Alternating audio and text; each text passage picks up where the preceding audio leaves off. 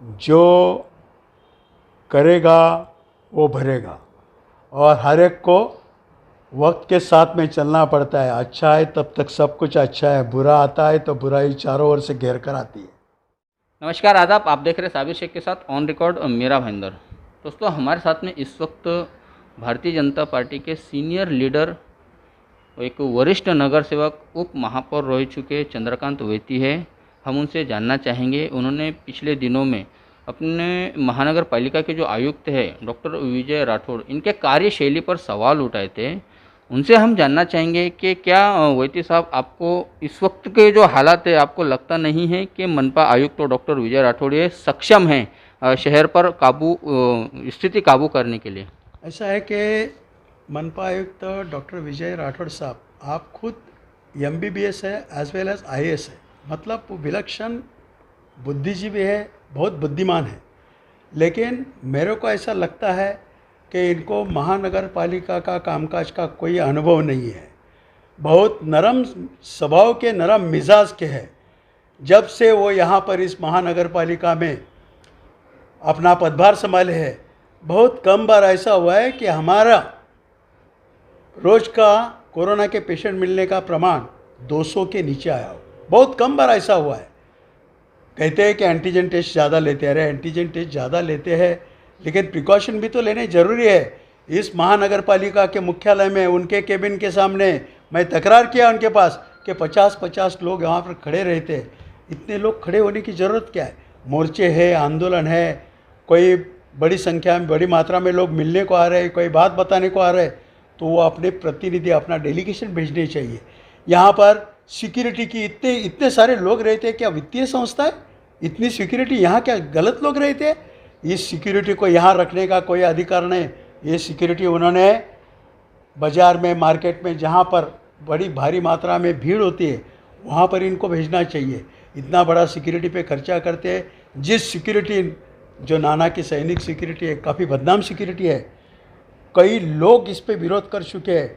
मुझे मालूम नहीं कोई अधिकारी का इसको समर्थन है या कोई नेता, लोक नेता का समर्थन है। कमिश्नर से हमारी मांग की कि उस पर कार्रवाई हो।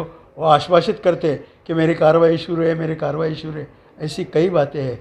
हमारे मीरा भाईंदर महानगर पालिका कोविड के वक्त में सबको सभी व्यवस्थाएं करके दे रहे हैं।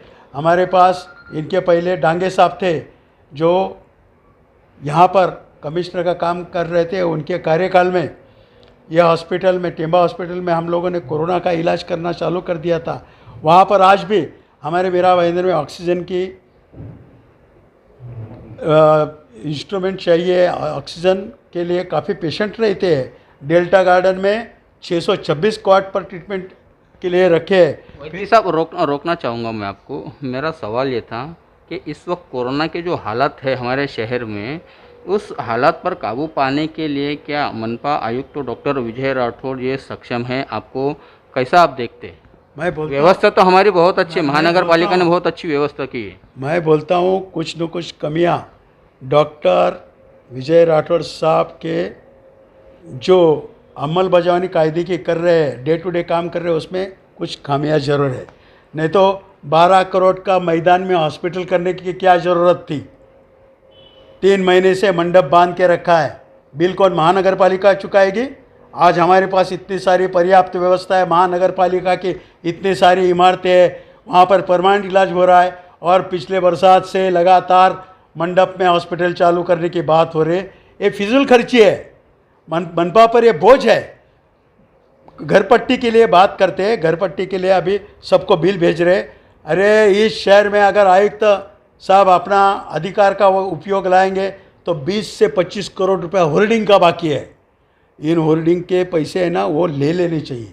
उनके ऊपर दंडात्मक कार्रवाई करनी चाहिए। देखो, इनकम सोर्स बढ़ाना है तो कई सारी बातें हैं, वो कर सकते हैं। लेकिन कमिश्नर शायद अनुभव कमी है, मालूम नहीं, या अपने अधिकारों का पूरा इस्तेमाल नहीं कर रहे, ऐसा मुझे लग रहा है। वैती साहब, मनपा आयुक्त तो भले ही नए हैं हमारे मीरा भाईंदर शहर के लिए, उनका अनुभव कम है, लेकिन उनके आसपास में जो काम करने वाले जो अधिकारी है, ये तो बरसों से एक ही जगह पर है, टिके हुए हैं। वो तो उनको अच्छी तरह से समझा सकते हैं कि शहर के हालात क्या है, शहर के राजनीतिक हालात क्या है, इस वक्त किस तरह से शहर पे ये कोरोना के मरीज़ जो बढ़ते हैं और उस पर काबू पाना चाहिए। उनके साथ में काम करने वाली जो टीम है वो तो अनुभवी है ना, जिन पर कई वर्षों से भ्रष्टाचार के आरोप लगते आ रहे हैं। तो क्या सवाल मेरा ये है कि आपको लगता है कि मनपा आयुक्त तो उन जो चंडाल चौकड़ी अधिकारियों की उनके बीच में फंस गए? ऐसा नहीं है। कमिश्नर कमिश्नर रहता है, कमिश्नर अपने अधिकारों का उपयोग करता है। जहाँ जहाँ पर उनको लगता है तो कंसर्न अथॉरिटी से, कंसर्न ऑफिसर से वो अपडेट ले सकता है। वैद्य साहब, एक मैं इस विषय से हट के राजनीतिक पर आना चाहूँगा। इस वक्त भाजपा में क्या चल रहा है? जो शहर भर से जो खबरें आ रही है कि भाजपा दो हिस्सों में बढ़ चुकी है। एक्स एमएलए नरेंद्र मेहता की एक अलग अपनी टीम है और अपने मीरा भाईंदर शहर में जो सत्ताधारी पार्टी में जो मेयर बैठे हैं, जिला अध्यक्ष, इनकी एक अलग टीम है। क्या चल रहा है? खुलकर बताएं आप, मैं ये चाहूँगा। नहीं, इसमें देखो, जहाँ जहाँ हर पॉलिटिकल पार्टी अपने एक परिवार में भी अलग अलग मत प्रवाह रहेंगे तो कहते हैं कि वो दोनों का पटता नहीं, लेकिन परिवार से वो एक निष्ठ रहते हैं। हमारे में कुछ मतभेद थोड़े से उजागर तो हुए, लेकिन एक परिवार के है। जिलाध्यक्ष के नेतृत्व में हम लोग बराबर से काम कर रहे हैं। यहाँ की हर जानकारी हम लोग पूरे नगर सेवकों को दे रहे हैं। सारे नगर सेवक इकट्ठा होकर बात करते हैं। कुछ बातें असमंजस वाली कोई फैलाने का एक प्रयत्न कर रहे हैं कि, और कहीं पर ऐसा नहीं चलता कि मैं हूँ, मेरे वजह से सब कुछ है। ये बात गलत है। किसी का किसी के लिए कुछ रुकता नहीं। हर एक की एक व्यवस्था रहती है। अभी सब बातों में मेरा ही सुनना पड़ेगा, मेरा ही मानना पड़ेगा, ऐसा कोई व्यक्ति कहेगा तो वहाँ पर कोई ना कोई बात आएगी। और हम दो गुटों में पार्टी बिखरी नहीं है। दो एक विचारधारा पर हम लोग कहीं पर न कहीं पर विचारधारा टकराई है, लेकिन भारतीय जनता पार्टी का जो ध्येय है, जो आइडियोलॉजी है, जो प्रिंसिपल है, उससे किसी ने बगावत की नहीं, कोई दूर हुआ नहीं। पार्टी के जितने कार्यक्रम होते हैं वो उनमें सब हम लोग साथ में रहते हैं। एक बात है, हमारे कार्यालय की वजह से एक कार्यालय होना चाहिए। इस बात से हम लोगों में कोई कहासुनी चल रही थी कि पार्टी का अपना खुद का कार्यालय होना चाहिए।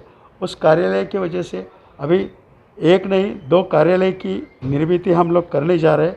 इस बात से थोड़ा सा संभ्रम था, लेकिन वो बातें भी अभी शांत हो रही है, क्योंकि एक परिवार के अंदर का एक बहस था, एक झगड़ा था। लेकिन परिवार के झगड़े परिवार में सुलह होती है, वैसे सुलह हुए। ऊपर नीचे जाने की या कहीं तकरार करने की नौबत अभी तक आई नहीं है। वैद्य साहब, जैसा आपने बताया कि दो विचार आपस में टकराए, ये उसका वो मतभेद वो दिखाई दिया, जो मोटी मोटी बात जो मुझे समझ में आई। लेकिन शहर में तो ऐसी चर्चा है कि महानगर पालिका में आपकी सत्ता है और ये कुछ टक्केवारी को लेकर सब जो है कि सब चल रहा है, मतभेद जो हुए हैं। कोई चाहता है कि सब मुझे ही मिलता रहे और अब आप जो सेकेंड जो टीम है वो चाहती कि नहीं, अब सबको मिलना चाहिए। क्या इस पर थोड़ा बताएं ना। ऐसे कैसे मालूम है, कुछ बातें हैं जो तुरंत लोकप्रिय होती है तो भ्रष्टाचार का आरोप करेंगे, भ्रष्टाचार की बात करेंगे तो उसको लोग तुरंत कान खड़े करके सुनते हैं। इसके लिए कुछ ऐसी बातें उठी है। एक सिस्टम की बात रहती है, वैसी बात थी, लेकिन कोई ऐसा करप्शन वाला किस्सा तो है नहीं। देखो, जो करेगा वो भरेगा। यहाँ पर हर एक का वक्त आता है और हर एक को वक्त के साथ में चलना पड़ता है। अच्छा है तब तक सब कुछ अच्छा है, बुरा आता है तो बुराई चारों ओर से घेर कर आती है। बहुत संक्षिप्त में आपने ये बताया। मैं एक आखिरी सवाल का जवाब आपसे ही जानना चाहूँगा।